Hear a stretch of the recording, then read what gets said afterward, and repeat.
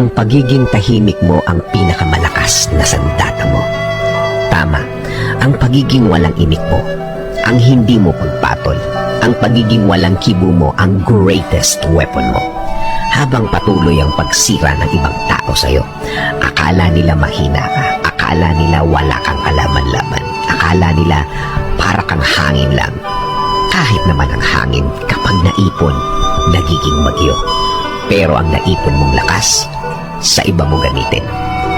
Gamitin mo ang naipon mong lakas sa diretsyong gawa, diretsyong trabaho.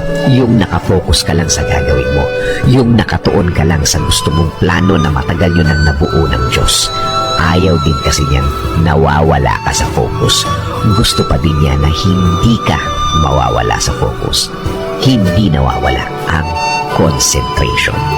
Kahit sa isang napakahirap at napakabigat na problema, piliin ang pagiging silent o pagiging tahimik. Tama, di ba? Nangyari na ba sa iyo yung ang bigat-bigat ng lahat? Pinili mong manahimik at habang pabigat ng pabigat, mas lalo kang naging tahimik. I-feel ang effect. Masarap damhin ang katahimikan. Masarap damhin ang